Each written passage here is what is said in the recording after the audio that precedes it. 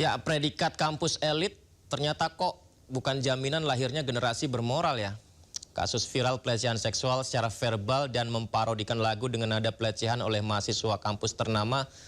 Ini kita khawatirnya malah jadi bukti nyata degradasi etika. Mengapa kekerasan verbal kini kok kesannya dinormalisasi sebagai lelucon tongkrongan? Kita bahas lebih dalam bersama Wakil Ketua Umum DPP Partai Perindo sekaligus Ketua BEM UI 2019 Manik Margana Mahendra. Selamat malam Mas Manik. Assalamualaikum Mas. Waalaikumsalam. Selamat malam Mas. Terima kasih ya Mas Manik sudah berkenan berbagi di Sindo Prime. Mas Manik, ini sedikit nostalgia ya mungkin Mas Manik ketika masih menjadi aktivis dan di kampus kemarin. Mas, apakah, maaf kalau saya terlalu personal, tapi apakah ketika ngobrol di grup chat bersama rekan-rekan, ini melontarkan candaan yang seperti tadi viral itu adalah sebuah hal yang, mohon maaf, lumrah begitu Mas? Ya kalau saya bisa bilang sendiri, ini bisa jadi sebuah fenomena gunung es ya, di mana satu kelompok grup chat kemudian terbuka, bisa jadi ada juga di kelompok-kelompok lainnya. Tapi ya saya bersyukur dikelilingi dengan circle yang cukup positif dalam bagaimana mereka menyampaikan pesan, bagaimana mereka menyampaikan etika berkomunikasi gitu ya di dalam organisasi maupun keseharian gitu ya. Jadi circle-circle kita kan ada circle organisasi, circle pertemanan personal dan lain sebagainya gitu ya. Dan saya bersyukur dikelilingi dengan teman-teman yang positif gitu. Kalau kita berbicara soal fenomena yang terjadi di Fakultas Hukum Universitas Indonesia hari ini, saya bisa bilang bisa jadi ini bukan hanya terjadi di situ gitu ya, bukan cuma di sini gitu, bisa jadi ada di banyak tempat dan bisa jadi bahkan di sekitar lingkungan kita sendiri gitu. Saya bisa bilang bahwa ini sebenarnya adalah suatu hal yang masalahnya lahir dari masalah sistemik gitu, di mana kita pertama dari isu gender gitu ya, mayoritas teman-teman masyarakat laki-laki di Indonesia itu menganggap bahwa perempuan itu adalah kelas subordinat mereka, sehingga rape culture atau upaya untuk mengecilkan perempuan, mengobjektifikasi perempuan adalah satu hal yang dianggap wajar gitu. Kemudian di sisi lain, saya juga melihat bahwa selama ini juga kita tidak punya sistem korektif yang baik gitu. Jadi kalau kita bilang apakah ini ada di satu tempat, apakah ini ada di satu kelompok masyarakat yang lain, bisa jadi ada. Bahkan kalau kita lihat komentar masyarakat hari ini itu kan justru mereka malah mempermasalahkan ya. Saya lihat itu, ini siapa nih yang nyebarin chat grupnya gitu, siapa yang nyebarin chat-chatnya gitu, justru malah mereka fokus ke sana gitu, seolah-olah bahwa hal ini adalah satu candaan yang memang lazim dibicarakan, yang memang wajar diceritakan ya. Yang penting nggak muncul aja ke permukaan gitu. Nah itu Mas Manik, ada juga yang komentar gini loh Mas Manik, itu kan cuman kata-kata saja atau chat saja tapi tidak melakukan secara fisiknya. Nah itu menurut Mas Manik gimana?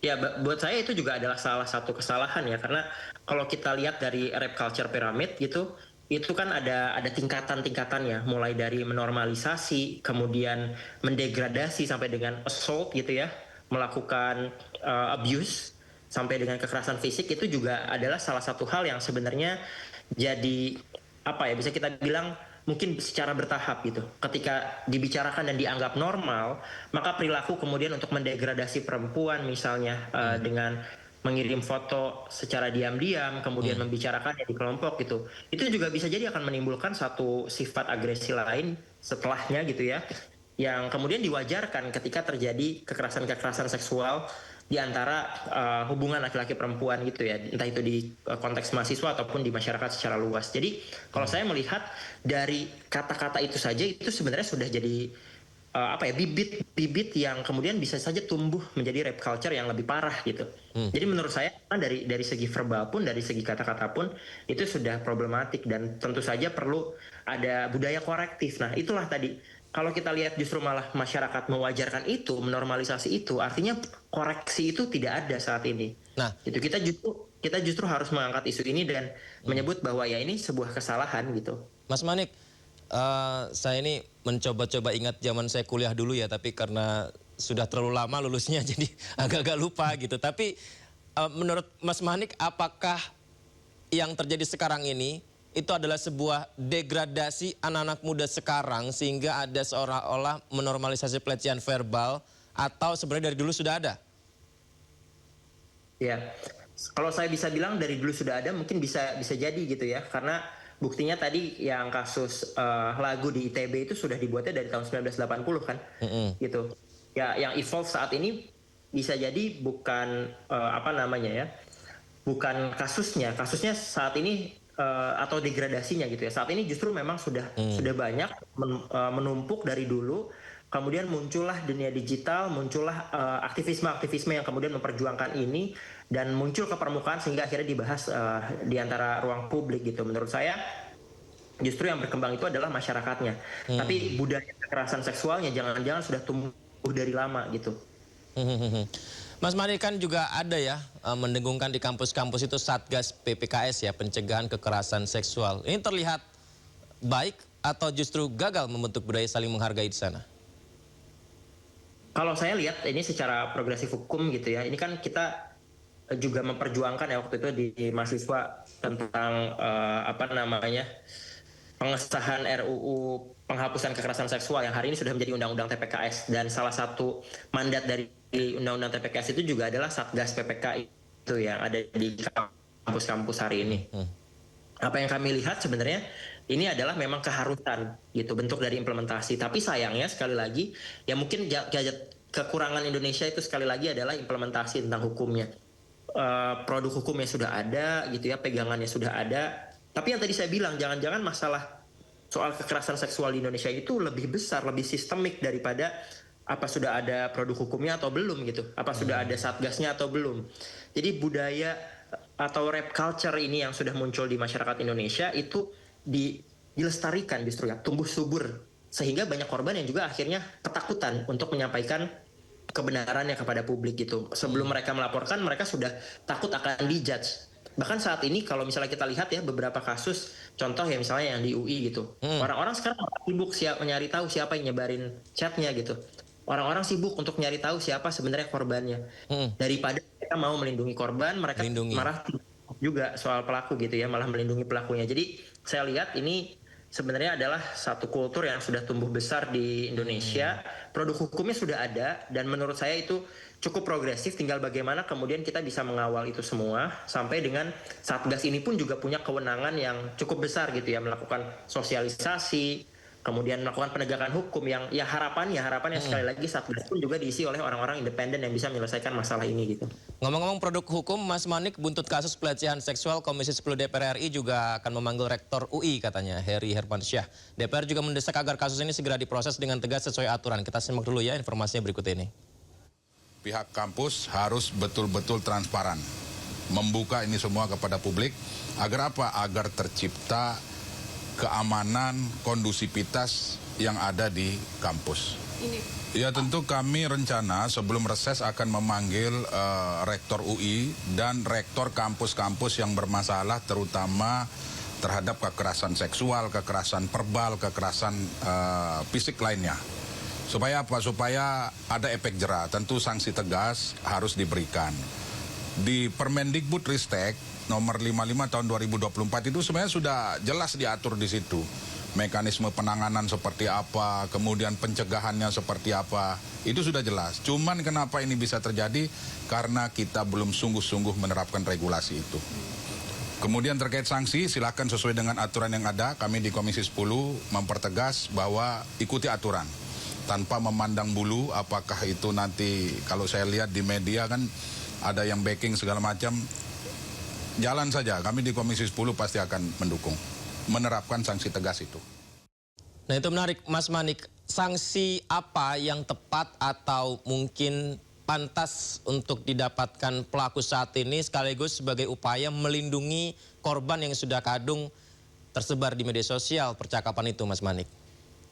Ya, saya rasa salah satu yang dituntut juga oleh teman-teman mahasiswa pada saat itu kan ada misalnya drop out gitu ya, ataupun yang lain lah ya, mekanismenya ada bertahap sebenarnya, entah itu mulai dari skorsing, kemudian tidak diperkenankan ke kampus selama berapa waktu, kemudian yang paling besar juga adalah drop out gitu. Menurut saya yang juga sangat krusial untuk dibahas selain dari sanksinya gitu ya, somehow kita sering berbicara untuk menghukum pelaku, tapi kita lupa untuk kemudian melindungi korban. Jadi paling utama dalam kasus ini sebenarnya adalah rasa keadilan dari korban itu sendiri, rasa keamanan dari korban itu sendiri. Jadi saya juga berharap agar pihak kampus jelas tentunya tegas mana yang paling membuat efek jera itu bisa dilakukan, ya silahkan diambil oleh pihak kampus gitu ya. Kami tentunya sangat mendukung. Di sisi lain yang juga perlu dilakukan oleh pihak kampus adalah memberikan tadi perlindungan dan juga rasa keadilan kepada korban. Hal ini, mekanisme ini juga perlu ditempuh dan perlu dipersiapkan, entah itu banyak hal ya, misal mulai dari pendampingan korban, kemudian upaya rehabilitasi dan lain sebagainya. Saya rasa itu juga perlu diambil langkah-langkah yang cukup strategis gitu, karena balik lagi dampak dari kasus kekerasan seksual itu kan juga besar ya. Mereka juga mungkin mengalami trauma dan lain sebagainya yang saya yakin itu pun juga butuh waktu pemulihan gitu. Jadi dalam konteks ini menurut saya selain kita juga berupaya tegas pada pelaku, tapi juga mengambil dan juga bersimpati dalam konteks rasa keadilan pada korban gitu. Sepakat Mas Manik, kita harus melindungi korban dalam hal ini. Tapi saya juga ini sekaligus ada Mas Manik, mumpung terakhir, ada juga loh Mas Manik yang berpendapat begini Mas. Dengan ramainya pemberitaan seperti ini, kita tahu kan aktivis yang juga selalu vokal adalah kalangan mahasiswa ya, anak-anak muda kita begitu. Mungkin nggak sih ini bagian dari entah apa konspirasi atau propaganda untuk mencap ternyata aktivis kampus kita ya seperti ini, nggak semuanya yang selalu baik untuk menegakkan keadilan begitu. Ada upaya ke sana nggak menurut Mas Manik? Ya, kalau menurut saya dua hal buruk tidak kemudian membuat salah satunya lebih baik gitu ya. Tapi apa yang mungkin terjadi gini, apa yang terjadi kita akui bahwa ini adalah sebuah kesalahan dan keburukan gitu. Tapi bukan berarti kemudian kita menghilangkan rasa percaya kita pada, ini kan sebagian dari masyarakat gitu ya, sebagian dari mahasiswa, bukan semua, bukan keseluruhan gitu. Sehingga kalau saya juga berharap justru ketika kita punya upaya menagih akuntabilitas kepada aktivis kampus gitu ya, menagih akuntabilitas kepada aktivis atau mahasiswa dan lain sebagainya, bahkan bisa dilakukan sidang terbuka seperti ini gitu ya. Yang saya harapannya juga kita bisa menagih akuntabilitas yang sama dengan pemerintah. Gitu. Jadi maksud saya cara kita nge-treat mahasiswa ini kan benar-benar mereka dilakukan sidang terbuka dan lain sebagainya gitu. Kenapa tidak juga kita lakukan ketika ada kasus misalnya penyiraman air keras di ruang publik, tapi sidangnya tertutup gitu. Nah itu kan juga harusnya kita bisa sama-sama mengawal itu secara objektif gitu. Yang sekelas mahasiswa aja di UI kemarin di sidang terbuka secara umum seperti itu begitu ya Mas Manik ya? Apalagi yang kasus-kasus yang sekarang terjadi ini, mengapa tidak demikian juga begitu maksudnya ya Mas ya? Betul, betul. Baik. Menarik, Mas Manik. Nanti kapan-kapan main ke studio kita bisa dialog kembali lagi ya, Mas Manik. Terima kasih sudah berbagi. Sehat selalu, sukses selalu, Mas Manik. Selamat malam. Assalamualaikum. Waalaikumsalam.